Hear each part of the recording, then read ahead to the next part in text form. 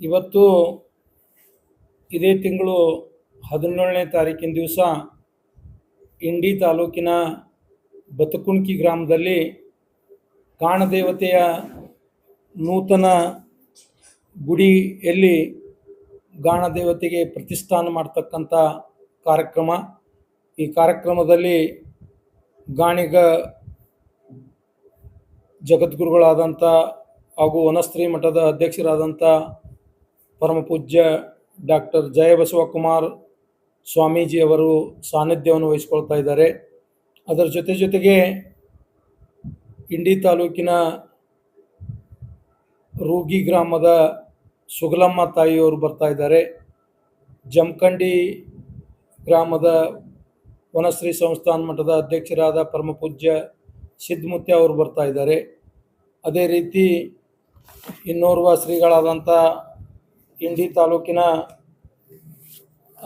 ಆಳೂರು ಮಠದ ಶಂಕರಾನಂದ ಸ್ವಾಮಿಗಳು ಬರ್ತಾ ಇದ್ದಾರೆ ಮತ್ತು ಇನ್ನೋರ್ವ ಗಿರೀಶಾನಂದಪ್ಪ ಅವರು ಬರ್ತಾ ಇದ್ದಾರೆ.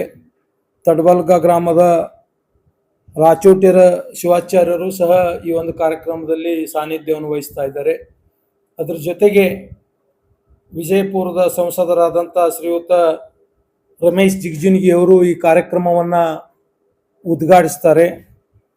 ಈ ಕಾರ್ಯಕ್ರಮದಲ್ಲಿ ಇಂಡಿ ಭಾಗದ ಶಾಸಕರಾದಂಥ ಸನ್ಮಾನ್ಯ ಶ್ರೀ ಯಶವಂತರಾಯ ಗೌಡರು, ನಾಗ್ಠಾಣ್ ಭಾಗದ ಶಾಸಕರಾದಂಥ ಸನ್ಮಾನ್ಯ ಶ್ರೀ ವಿಠ್ಠಲ್ ಕಟಕ್ದೊಂಡ್ರವರು ಆ ಕಾರ್ಯಕ್ರಮದ ಜ್ಯೋತಿ ಬೆಳಗಿಸುವ ಕಾರ್ಯಕ್ರಮವನ್ನು ನೆರವೇರಿಸ್ತಾ ಇದ್ದಾರೆ.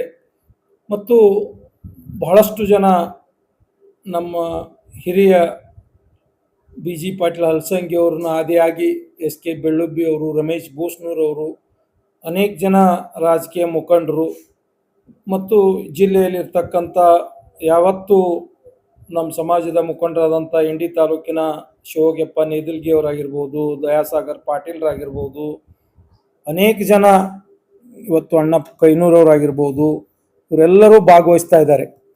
ಈ ಒಂದು ಕಾರ್ಯಕ್ರಮದ ಉದ್ದೇಶ ಗಾಣದೇವತೆ ಗಾಣಿಗ ಸಮಾಜದ ಒಂದು ಮೂಲ ದೇವತೆ. ನಾವೆಲ್ಲ ಸಮಾಜ ಬಾಂಧವರು ಗಾಣದ ವೃತ್ತಿಯನ್ನು ಮಾಡಿಕೊಂಡು ಬರ್ತಕ್ಕಂಥ ಪಾರಂಪರಿಕ ನಮ್ಮ ವೃತ್ತಿ. ಹೀಗಾಗಿ ನಮ್ಮ ಜನ ಭಾಳಷ್ಟು ಆ ಗಾಣದೇವತೆಗೆ ಪೂಜೆ ಪುನಸ್ಕಾರ ಮಾಡಿ ಬರ್ತಕ್ಕಂಥದ್ದು. ಇವತ್ತಿಗೂ ನಾವು ಗ್ರಾಮೀಣ ಭಾಗದಲ್ಲಿ ಪ್ರತಿಯೊಬ್ಬರ ಮನೆಯಲ್ಲಿ ಗಾಣದೇವತೆಯನ್ನು ನೋಡ್ತಾ ಇದ್ದೀವಿ. ಇವತ್ತು ಬತಕುಣಕಿ ಗ್ರಾಮದಲ್ಲಿ ಸಾಮೂಹಿಕವಾಗಿ ಈ ಒಂದು ಗುಡಿಯನ್ನು ನಿರ್ಮಿಸಿ ಅದಕ್ಕೆ ಪ್ರಾಣವನ್ನು ತುಂಬತಕ್ಕಂಥ ಕೆಲಸ ಅವತ್ತಿನ ದಿವಸ ನಡೀತಾ ಇದೆ. ಇವತ್ತಿನ ಈ ಪತ್ರಿಕಾಗೋಷ್ಠಿಯಲ್ಲಿ ಆ ಗ್ರಾಮದ ಹಿರಿಯರಾದಂಥ ರಾಜಶೇಖರ್ ಅವರಿದ್ದಾರೆ, ನಮ್ಮ ಇಂಡಿ ತಾಲೂಕಿನ ಸಮಾಜದ ಹಿರಿಯರಾದಂಥ ಇಟ್ನಳ್ಳಿ ಅವರಿದ್ದಾರೆ, ಮೇತ್ರಿ ಅವರಿದ್ದಾರೆ, ಇನ್ನೋರ್ವ ಸಮಾಜದ ಹಿರಿಯರಾದಂಥ ಶ್ರೀಶೈಲ್ ಅಂಜುಟ್ಗಿ ಅವರಿದ್ದಾರೆ, ಅದೇ ರೀತಿ ಬಸು ತೇಲಿ ಅವರಿದ್ದಾರೆ, ಲಕ್ಷ್ಮಣ್ ಕಾಡೆ ಅವರಿದ್ದಾರೆ. ಇವತ್ತು ರಾಜಶೇಖರ್ ಕಾಡೆ ಅವರ ಒಂದು ಮುಂದಾಳತ್ವದಲ್ಲಿ ಎಲ್ಲ ಯುವಕರು, ಊರಿನ ಹಿರಿಯರು ಕೂಡಿ ಈ ಒಂದು ಕಾರ್ಯಕ್ರಮವನ್ನು ನೆರವೇರಿಸ್ಕೊಂಡು ಬರ್ತಾ ಇದ್ದಾರೆ.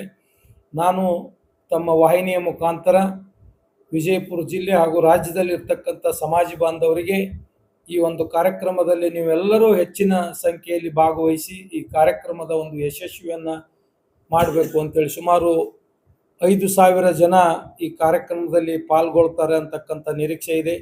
ಬಂದಂಥ ಎಲ್ಲ ಭಕ್ತಾದಿಗಳಿಗೂ ಪ್ರಸಾದ ವ್ಯವಸ್ಥೆ, ಧಾರ್ಮಿಕ ವಿಧಿವಿಧಾನಗಳನ್ನು ಅವತ್ತು ಗ್ರಾಮದ ಎಲ್ಲ ಹಿರಿಯರು, ತಾಲೂಕಿನ ಎಲ್ಲ ಹಿರಿಯರು ಕೂಡಿ ಮಾಡ್ಕೊಂಡು ಹೋಗ್ತಾ ಇದ್ದಾರೆ.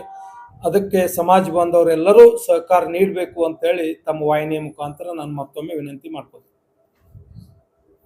ಅಲ್ಲಿ ಆ ಊರಲ್ಲಿ ಪ್ರತಿಯೊಬ್ಬರು ಮನೆಯೊಳಗೂ ಗಾಣದೇವತೆ ಅದಾವ್ರಿ.